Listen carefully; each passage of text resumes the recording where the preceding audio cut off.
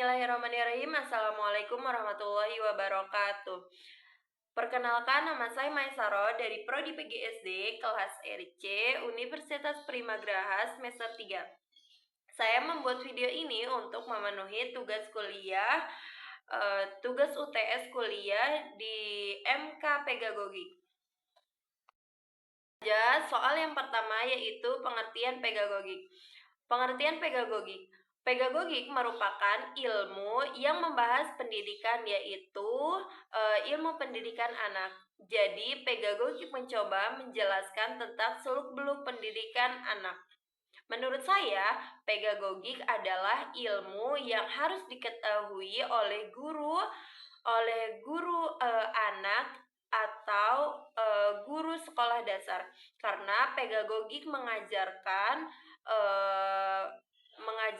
pendidikan tentang bagaimana mendidik anak-anak dan bagaimana teori-teori agar si anak mudah mempelajari dan mematuhi pendidikan yang diberikan oleh guru. Kedua yaitu pedagogik dalam arti khusus dan arti luas. Jawaban dari buku Uyo Sadulo yaitu pendidikan dalam arti khusus merupakan suatu kajian tentang pendidikan anak berasal dari kata Yunani yaitu paedos. Dan pendidikan dalam arti luas adalah usaha manusia meningkatkan kesejahteraan hidupnya yang berlangsung sepanjang hayat. Tiga yaitu mendidik, mengajar, dan melatih. Menurut dari buku Uyo Sadulo, yaitu pendidikan pada hakikatnya mengandung 3 unsur, yaitu mendidik, mengajar, dan melatih. Ketiga istilah tersebut memiliki pengertian yang berbeda secara sepintas bagi orang awam mungkin akan dianggap sama artinya. Dalam praktik sehari-hari di lapangan kita sering mendengar kata-kata seperti pendidikan olahraga, pengajaran olahraga, latihan olahraga, pendidikan kemiliteran, pengajaran kemiliteran, latihan kemiliteran, dan lain sebagainya. Menurut saya, mendidik, mengajar, dan melatih itu berbeda artinya. Kalau mendidik saja soal berikutnya yaitu mengapa pentingnya pendidikan dan mengapa manusia memerlukan bantuan. Nah, menurut saya pendidikan penting bagi manusia karena manusia tanpa pendidikan tidak akan berkembang dalam kehidupannya. Pada hakikatnya, manusia adalah makhluk yang sempurna daripada makhluk-makhluk lainnya. Jadi, manusia harus mempergunakan otak dan pemikirannya untuk mencari pendidikan agar mereka bisa melanjutkan kehidupannya yang berlangsung, yaitu jelaskan teori pendidikan dan praktik pendidikan. Dan mengapa kedua hal tersebut tidak bisa dipisahkan dalam dunia pendidikan? Jawabannya, jika dari buku Uyo Sadulo, pendidikan merupakan suatu kegiatan yang hanya dapat dilakukan oleh manusia, memiliki lapangan yang sangat luas. Ruang lingkup lapangan pendidikan mencakup semua pengalaman dan pemikiran manusia tentang pendidikan. Pendidikan sebagai suatu kegiatan manusia dapat diamati manusia yang lain seperti kegiatan dalam ekonomi, kegiatan dalam hukum, agama, dan sebagainya. Nah, menurut saya juga pendidikan dan praktik pendidikan itu penting untuk manusia karena jika kita mempunyai pendidikan saja tapi tidak dipraktikkan, itu tidak akan lebih kelihatan hasilnya daripada kita mempraktikkannya. Teori pendidikan dan praktik pendidikan tidak dapat dipisahkan menurut saya karena mereka memiliki arti yang sama dan saling melengkapi teori pendidikan dan praktik pendidikan. Dua, pedagogik sebagai ilmu pengetahuan. Soalnya yaitu jelaskan 5 fungsi dan 5 pedagogik fungsi. Fungsi pedagogik yang utama adalah memahami peserta didik, merancang dan melaksanakan pembelajaran, mengevaluasi hasil belajar, mengembangkan potensi peserta didik secara menyeluruh, serta membentuk karakter dan nilai-nilai moral. Hal selanjutnya yaitu jelaskan pedagogik sebagai ilmu empiris, ilmu kemanusiaan, ilmu normatif, dan ilmu praktis ilmu. Nah, jawabannya yaitu yang pertama, ilmu empiris. Pedagogik didasarkan pada pengalaman nyata dan observasi terhadap fenomena pendidikan. Dan ilmu kemanusiaan adalah berfokus pada manusia sebagai subjek dan objek pendidikan. Yang ketiga yaitu ilmu normatif. Pedagogik mengandung nilai-nilai dan norma-norma yang menjadi pedoman dalam penyelenggaraan pendidikan.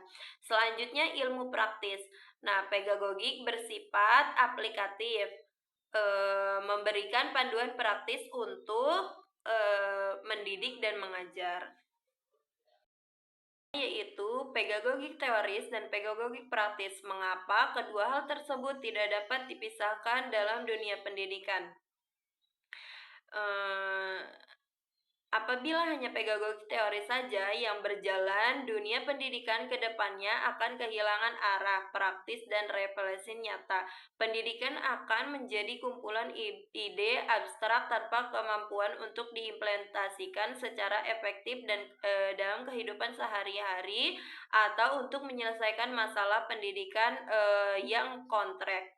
Selanjutnya yaitu landasan filosofis dalam pendidikan di Indonesia berdasarkan pada dan sebutkan penjelasan 3 makna dalam landasan tersebut. Landasan filosofis dalam pendidikan di Indonesia berdasarkan pada Pancasila. 3 makna landasan tersebut adalah ketuhanan yang Maha Esa, kemanusiaan yang adil dan beradab, dan persatuan Indonesia.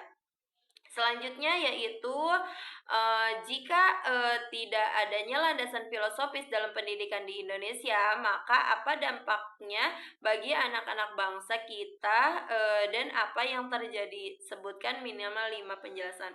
Jawabannya yang pertama yaitu dampak jika tidak ada landasan filosofis dalam pendidikan di Indonesia, kehilangan arah dan tujuan, krisis moral dan etika, konflik perpecahan, dan generasi yang tidak berkarakter.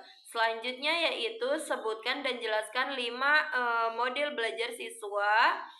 Model belajar yang pertama yaitu model belajar kognitif, model belajar humanistik, model belajar konstruktif, dan model belajar sosial.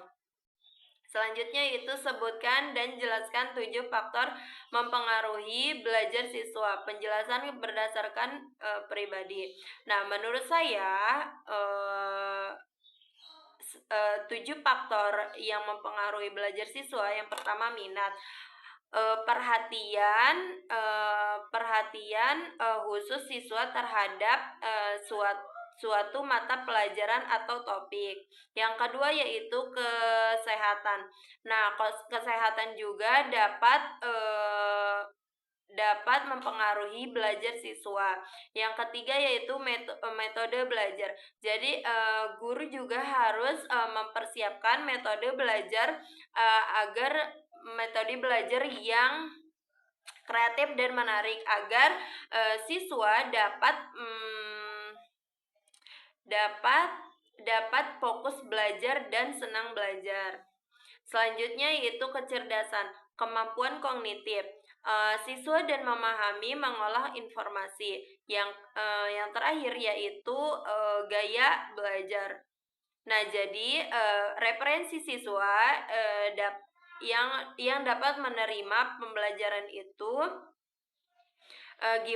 bagaimana guru itu bisa mengkreatifkan mengkreatifkan belajar agar siswa dapat memahami pelajaran tersebut. Selanjutnya yaitu alat pendidikan dan faktor pendidikan. Jelaskan dan berikan contohnya. Alat pendidikan itu muncul begitu saja dalam situasi pendidikan? Jawabannya tidak. Sama halnya dengan situasi pendidikan yang tidak muncul begitu saja, melainkan berkembang dari situasi pergaulan. Demikian juga dengan alat pendidikan, benih alat pendidikan sudah ada dalam situasi pergaulan yang dinamakan faktor pendidikan. Jadi, faktor pendidikan adalah semua benih kegiatan yang akan dipergunakan untuk mendidik dan yang terdapat dalam situasi pergaulan. Selanjutnya yaitu 5 jenis alat pendidikan. Yang pertama, kesepahaman. Kesepahaman timbul karena orang dewasa, baik disadari maupun tidak disadari. Selanjutnya yaitu kesamaan. Kesamaan arah dalam pikiran dan perbuatan. Dan perbuatan dapat berupa pembauran dari pendidikan dan menyesuaikan dari anak didik. Selanjutnya perasaan bersatu. Perasaan bersatu timbul karena interaksi yang berlangsung antara pendidik dan anak didik. Selanjutnya pendidikan karena kepentingan diri sendiri. Pendidikan karena kepentingan diri sendiri berarti si anak telah menyadari kepentingan dirinya sendiri dan dia bertanggung jawab untuk membentuk dirinya sendiri. Selanjutnya yaitu apa manfaat alat pendidikan dan bagaimana jika tidak ada alat pendidikan. Menurut saya manfaat alat pendidikan yaitu memudahkan siswa peserta didik untuk belajar, memperluas pengetahuan, mempersingkat waktu dan tenaga. Jika alat pendidikan tidak ada di negara ini, maka anak didik tidak akan berkembang pemikirannya dan tidak bisa berpikir kreatif dan kritis. Terima kasih. Wassalamualaikum warahmatullahi wabarakatuh.